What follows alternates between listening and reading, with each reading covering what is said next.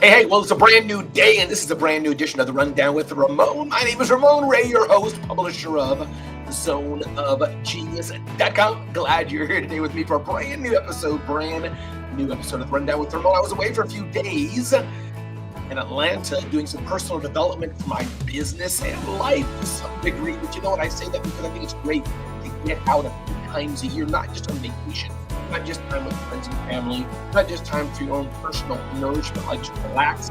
But I think it's good to go to business conferences and learn and get up to date on new things happening in your industry and be around people who are doing things that you are doing, and etc. So I was out for a few days at Traffic Sales and Profit Learning and hanging out with people who are driving hard like me and growing our businesses and living life to the fullest. What did you do the last few days? Let me know in the comments. Let me know what you did, what you didn't do, what you wish you would have done. I'm glad you're here for a brand new episode of the Rundown with the Remote. Also, interesting something that happened in my home. We had some concerns about something in our home, and I bought something that I thought would solve the problem. Interestingly enough, it didn't solve the problem. And so I'm returning, and I didn't tell you very much, but the point I'm getting at, sometimes you think thing A solves the problem you have, but it really doesn't. The thing I'll share with you is I was in the airport on the way back coming to the vacation capital of the world. I shared a ride with Dr. George, and he gave me this. It says, I give myself permission, says this band. I give myself permission. And I thought it was so interesting. Alexandra Nicole, do you give yourself permission? Anna, the musical web, do you give yourself permission? I thought it was so interesting to share a ride with somebody. We have to see that together. That was great. And he gave me this band. I usually don't wear bands, but I give myself permission means so many things. So Alexandra Nicole, glad you're here today.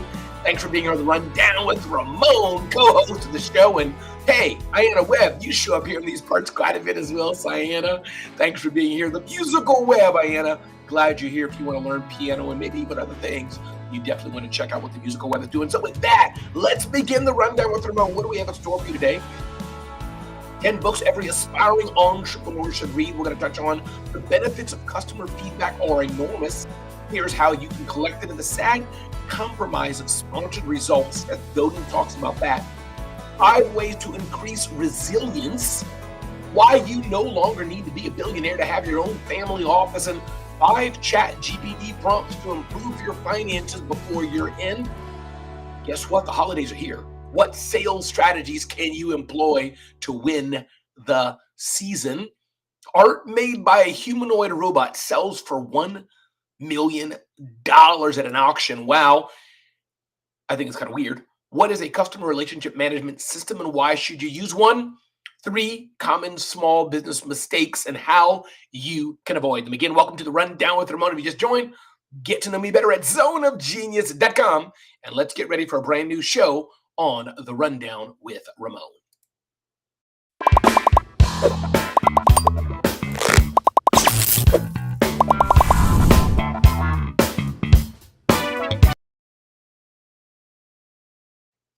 Welcome back, and here we go. Let's get started right now. Ding, ding, ding, ding, ding, ding, ding. 10 inspiring books that every entrepreneur should read. What might those books be? From our friends at allbusiness.com. The Lean Startup by Ries. Great book. I've heard about it. Millions and millions have read it. Discover how to create a successful startup using the principles of lean methodology. Ries provides a framework for developing products efficiently and effectively. The Lean Startup by Ries. I've read the book myself. Start with Why by Simon Sinek, encouraging us to start with the end in mind. Why are we doing what we're doing? To inspire others for greatness as well. Number 3, The E-Myth Revisited by Michael Gerber, sold gazillions of copies. In fact, I have it on my bookshelf right here. It's an allegory of a bakery and how they grew bit by bit and the challenges they faced as they grew their business. Think and Grow Rich by Napoleon Hill. Amazing book as well, giving you some of the principles and tips on mindset, about 12, 20 or something insights to grow your business. And Good to Great by Jim Collins, amazing book as well. I got it on my shelf right there. Good to Great, the first red book there. I don't know if you can see that. Good to Great by Jim Collins, how great companies stay great. And 0 to 1 by Peter Thiel. Peter Thiel challenges conventional wisdom about innovation and entrepreneurship. The thought-provoking book encourages you to create something truly unique rather than competing in a crowded market. Tim Ferriss' The 4-Hour Work Week sold gazillions of copies as well. Bit dated, came out years ago. I've read the book myself. Some people poo-hoo it. Can you really have a 4-hour work week? But I think instead of getting to the details of literally a 4-hour work week, which is doable, I think it's more so the systems and practices to build the business and the life that you want. Crushing It by Gary Vaynerchuk. Another book I've read. I think I have it on my bookshelf back there, or maybe I've given it away. Crushing It by Gary Vaynerchuk. And The Hard Thing About Hard Things by Ben Horowitz. And last but not least, Atomic Habits, how we can make incremental changes in our day, small changes in our day-to-day lives to make the habits that we want. I'm Ramon Ray, and this is The Rundown with Ramon. Which of those books do you have on your shelf, if any?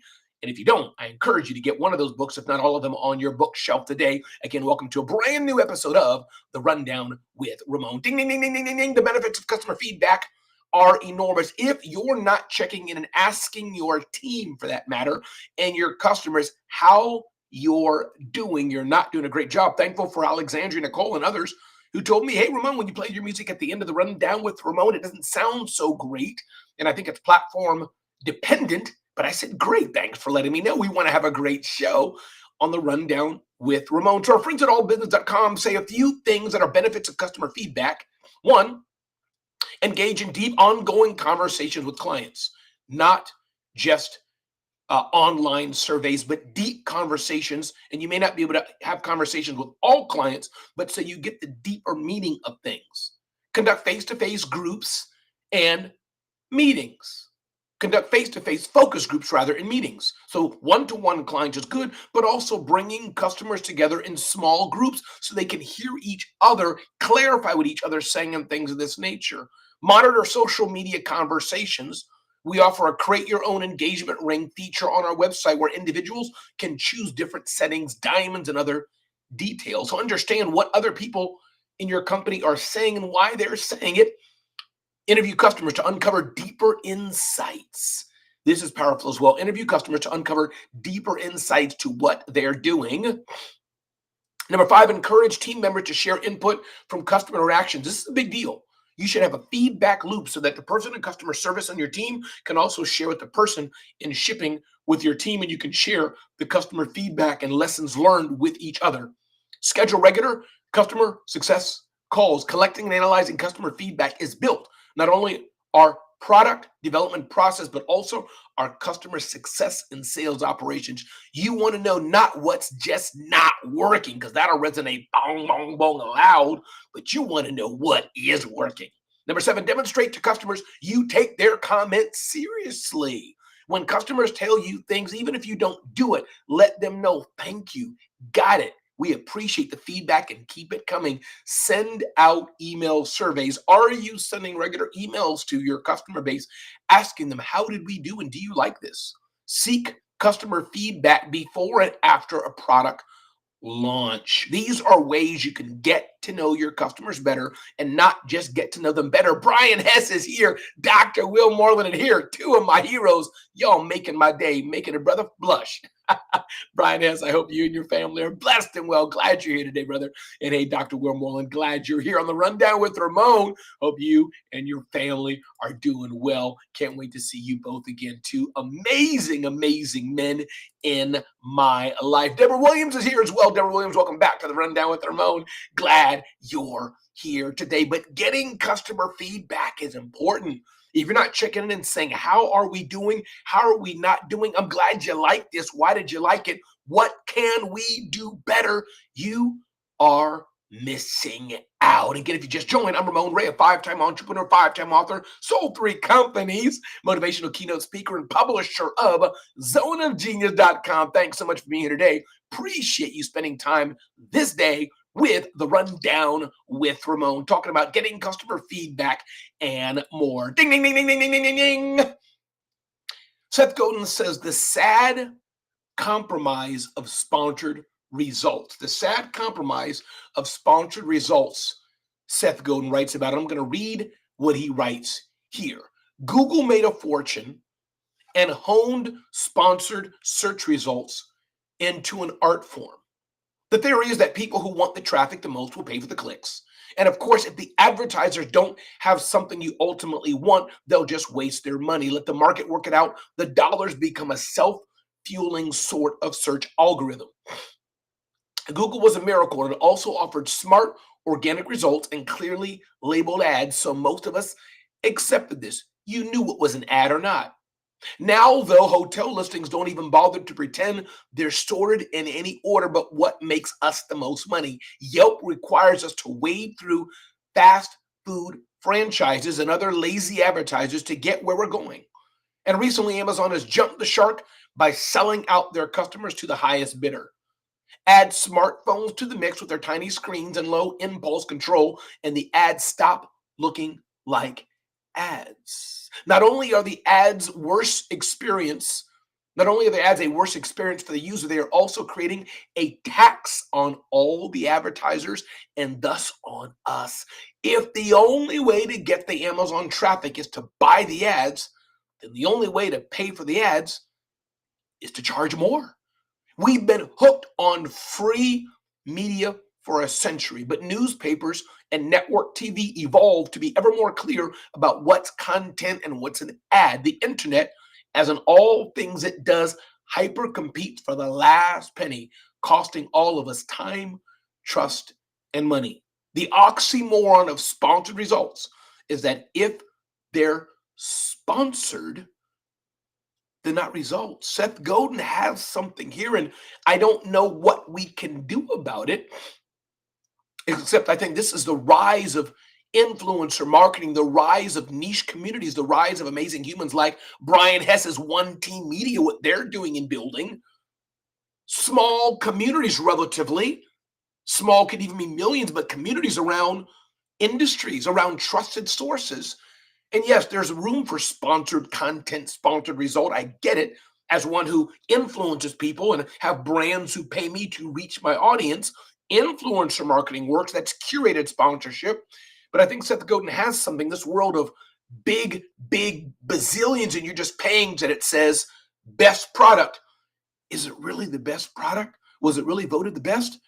Or do you just pay to get that label slapped on you? My name is Ramon Ray. This is The Rundown with Ramon, brought to you by Julie Riga. Thanks for being here, Julie, on The Rundown with Ramon. Good day to you. Whether for you it's a Monday, Tuesday, Wednesday, Thursday, Friday, Saturday, or Sunday, whatever day it may be, whatever time of the day, we're glad you're here watching The Rundown with Ramon. Chew on that. Sponsored results insight from Seth Godin. Ding, ding, ding, ding, ding, ding, ding. 5 ways to increase resilience. I always love talking about resilience. I always love talking about hustle. I always love Angela Duckworth's book, Grit, a book that all should read.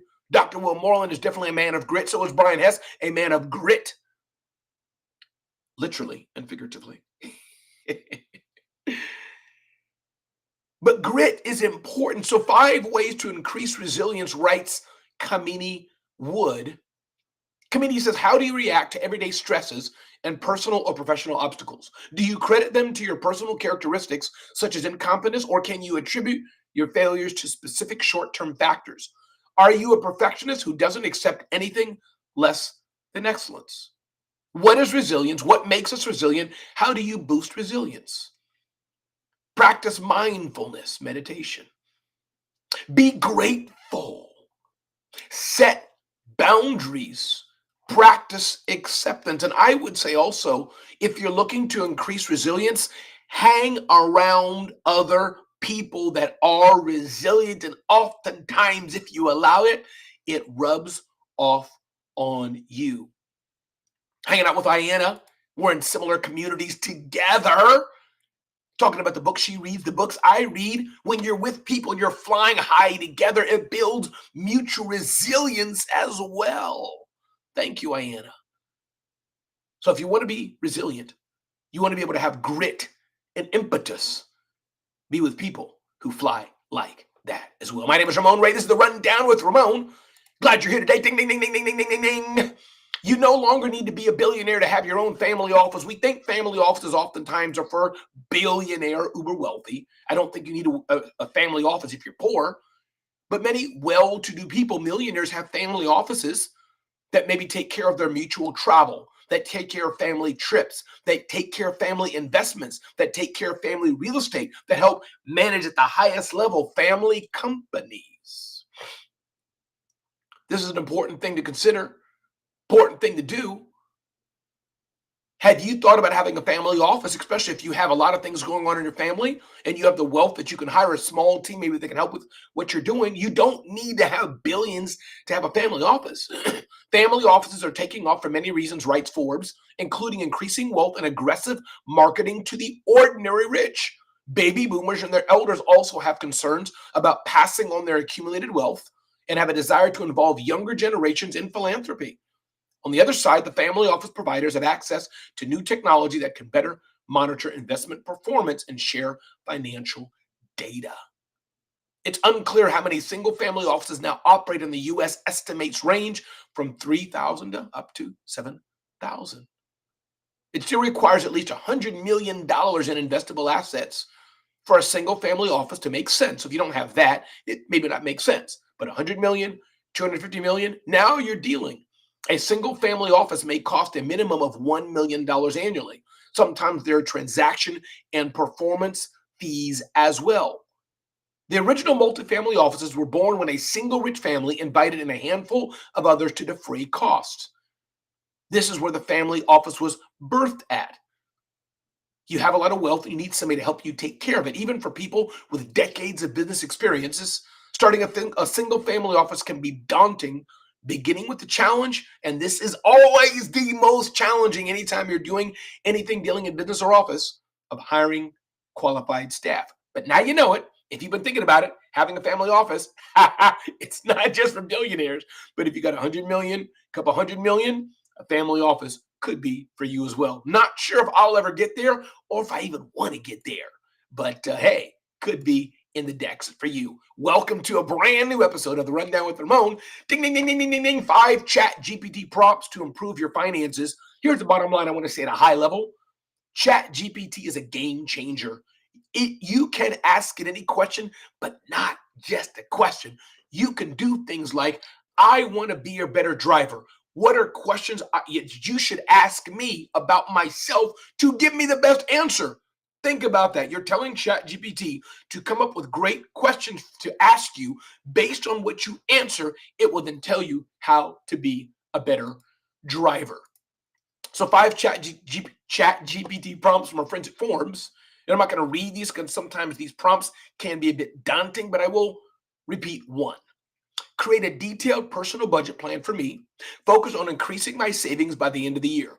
Identify and categorize key spending areas. Provide suggestions for cutting expenses or optimizing spending in each category. Outline a recommended savings target each month to help me reach my end of year savings goal. Suggest tools or techniques to track spending and monitor my progress. Include advice on managing any unexpected expenses that may arise. You see that detailed? And this doesn't just go for getting ChatGPT to help you with answering questions about your expenses, but you put good questions into ChatGPT, it can give you some pretty detailed, surprisingly, answers. If you're not leveraging the power of ChatGPT and you're only doing the basics, you are missing out. My name is Ramon Ray. This is The Rundown with Ramon. Ding, ding, ding, ding, ding, ding, ding, ding, ding. Next up, we're going to talk about what sales strategies you can employ to win the holiday season. Yes, you may be watching this not during a holiday. You may be watching this on a holiday. But either way, a holiday is coming around a few times a year, whoever you may be. What are some things you can do? And by the way, we covered this on zoneofgenius.com. So you can check this out at zoneofgenius.com. And here's what we say. Understand the slow shopping trend. That's tip 1.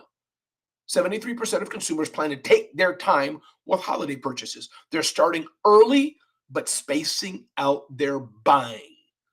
One of the greatest strengths as small businesses is our authenticity. Take advantage of your local presence. Local business owners often have a bigger game, a better way to build up things than non-local. Get social media. Leverage the power of social media. In fact, a 2024 Statista survey found that Facebook and YouTube were the top platforms for holiday gift inspiration in the US. Host holiday happenings. Another strategy, hosting holiday events. Make buying easy. Finally, I always try to remove any barriers to buying. I offer a range of payment options, including buy now, pay later. And then your holiday playbook. I'm going to repeat this again. The holidays are coming around no matter what time you're watching this, what day you're watching this, what season you're watching this Rundown with Ramon. Prepare for slow shopping. People are going to buy early in the holiday season. Share your unique story. Leverage local presence. Get social on social media. Host your own holiday events and promotions. Make buying frictionless. Make buying frictionless. Everybody, my name is Ramon Ray. This is the Rundown with Ramon, getting you ready for the holiday buying season. Here's a nugget here. There was art made by a humanoid robot that sold for over $1 million. I don't even know what to tell you about that. Art is one of those things that are very much emotional, not logical. Me buying this water bottle signed by Jay-Z, signed by President Obama, to some people, it's valuable and worth millions. To others, it's worth nothing. So art's kind of like that. Those who are in the art field, they see art value. They want the allure of hanging that on the wall. And as Seth Godin would say, it's really about just telling a story. That's what it's about, telling a story. You can tell a story as well, but art made by a robot sold for $1 million. I guess what I didn't like about this, it's a robot. I thought that art had to have some hue and emotion or a story behind it. And I guess the story is this robot made this art, therefore it's worth a lot. I don't know. Some of you in art can unpack this for me, and I don't want to hear how dumb it may be. I want you to make the case for why any art could be worth a lot of money. And I guess it all goes back to the story that's behind it. My name is Ramon Ray, and guess what? As you know by now, this is the Rundown with Ramon. What is customer relationship management, and why should you use one? We've talked about this for a lot, and I'm going to keep talking about it. If your customers are not in a CRM, if you don't know who's bought what or why they bought it, you are missing out. You're missing out. It's absolutely important that you know who your customers are. You know who's buying from you, what they bought from you, why they bought from you. You understand your customers. It's important. This is the power of CRM, customer relationship management. It's not some buzzword, fancy word. And it's much more than just having a contact list, Diana. It's much more than just having a Google contact list, Julie. It's much more than just having something in Outlook, Deborah. It's knowing your customers. I've seen Brian Hess, honored that I've seen some things in his business, and he knows his customers. He knows his numbers. What about you? Do you know your customers? Do you know your numbers? Ding, ding, ding, ding, ding, ding, ding, ding, ding. Moving forward to the Rundown with Ramon. Hope you're enjoying the show. 3 common small business mistakes and how you can avoid them. Number 1, write to our friends at Forbes. Taking bad advice from educated people. I like that one. Just because they're educated, you think they're giving good advice. Guess what? They're not. Number 2, understanding the importance of your credit history. Do you know the importance of your credit history? Number 3, taking the basic needs of your employees for granted. Your employees are a key part of your business structure, and if you're not taking care of them, kind of like no bueno, not good. My name is Ramon Ray, everybody. This is the Rundown with Ramon. As we say on every single show, check us out at zoneofgenius.com. And if you're looking to get some publicity for your business, take a boost of publicity for your business, want to have a spotlight on your brand, are you an expert in something and you want to get more visibility for your expertise? Go to zoneofgenius.com/spotlight, zoneofgenius.com/spotlight, and check out our Genius Spotlight service and see how we can help your business get in front of other business owners. Understand what you really, really want to do in life and in business. It is so important. What do you want to do? And in fact, ask yourself, do you even want to be in business? I challenge you to ask yourself, are you hungry enough to get to where you need to be in life and in business? Are you hungry? Do you have that hunger inside you? What about prices? Is it premium or is it cheap? What is the pricing like that you're offering, premium or cheap? And last but not least, I challenge you to ask yourself this. to understand that your mindset is everything. Do you have a mindset for success? Do you have a mindset for business? Do you have a mindset for the grit and hustle it takes to be a success? And ask yourself this as well. What do you do best that you can get paid to do?